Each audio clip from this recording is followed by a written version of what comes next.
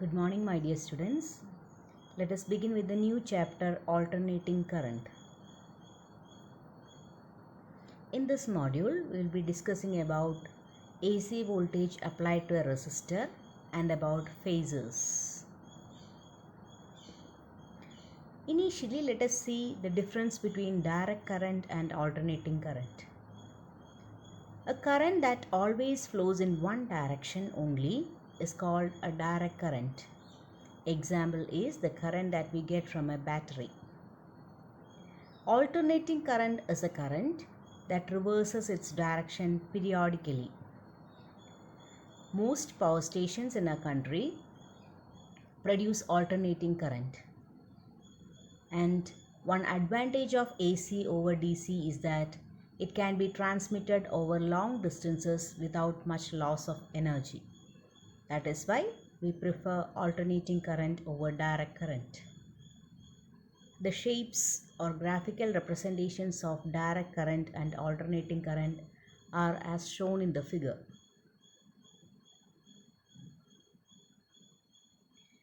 So let us once again discuss the advantages of AC over DC. The main advantage that AC electricity has over DC electricity is that AC voltages can readily be transformed to higher or lower voltage levels, while it is difficult to do so with DC voltages. Since high voltages are more efficient for sending electricity along great distances, AC electricity has an advantage over DC. And high voltages from the power stations can be easily reduced to a safer voltage for use in the house only in the case of AC. Changing voltages, that is converting higher voltage to lower voltage or lower voltage to higher voltage, is done by means of transformers. Now let us discuss the case of a pure resistor in which an alternating current of voltage V equivalent to Vm sin omega t is flowing. We know according to Kirchhoff's loop rule, the sum of the voltages across any loop must be 0. So here the voltage will be utilized in providing a potential difference across the resistor. So Vm sin omega t must be equivalent to I into R, where R represents the resistance of the resistor. Rearranging the terms, we get I is equivalent to Vm by R sin omega t, or we can write I equivalent to Im sin omega t, where Im is the peak value of current which is given by Vm divided by R. The power dissipated in such a circuit can be given by the equation I square R. Substituting for I, we get Im square R sin omega t. If you are taking the average power, then average power P bar is equivalent to Im square R into average of sin square omega t. You are familiar with the identity. Sin square omega t is equivalent to 1 minus cos 2 omega t by 2. And the average value of cos 2 omega t will be 0. So the average of sin square omega t will be equivalent to half. So the average power dissipated by a purely resistive circuit is given by P is equivalent to half into Im square R.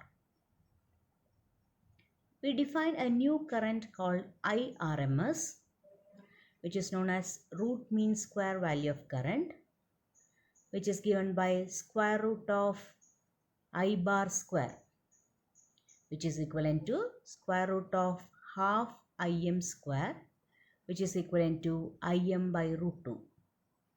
In short, IRMS is equivalent to Im by root 2, where Im is the peak value of current and IRMS is the equivalent value of DC current.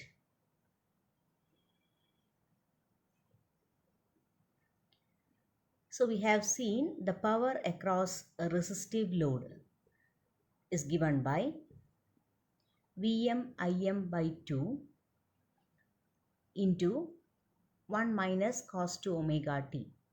This is another form of power. Or the power that we get in AC circuits is called instantaneous power. That is power at any particular instant. So we have discussed the relationship between RMS current and peak value of current. So let us discuss about RMS voltage. As we have seen, the average AC current in one cycle is 0. The RMS current is the average of the AC current in a circuit. As we had discussed, IRMS is equivalent to Im divided by root 2. Similarly, alternate voltage Vrms is equivalent to Vm divided by root 2, where Vm represents the peak value of voltage. Now let us discuss about phasors or rotating vectors.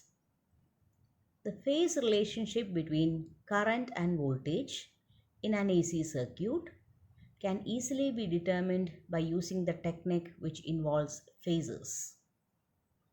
The diagrams containing phasors are called phasor diagrams.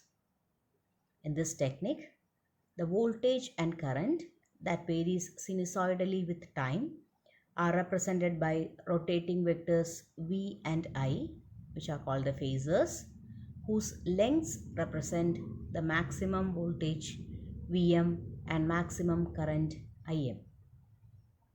So in the case of voltage, AC voltage applied across a resistor, we had seen if a voltage V equivalent to Vm sin omega t is applied, a current equivalent to Im sin omega t is obtained across the resistor.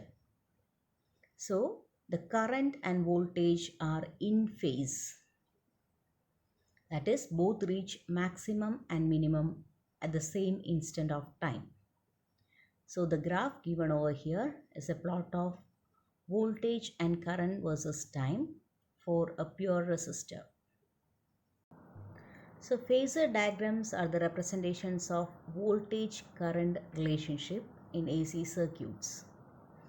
A phasor is a vector capable of rotating about the origin with some angular velocity omega. The vertical component of phasor will represent the sinusoidally varying quantity. So V equivalent to Vm sin omega t. In this, the vertical component represents the instantaneous value of voltage. The magnitude or the length of the vector of the phasor is the peak value at that instant of time. Now, this is the representation of the relationship between current and voltage in the case of AC applied to a resistor. So we had seen V and I will be along the same line of action, making an angle omega t1 with the x-axis. But the length of I will be lesser than that of V, since Im is equivalent to Vm by 2.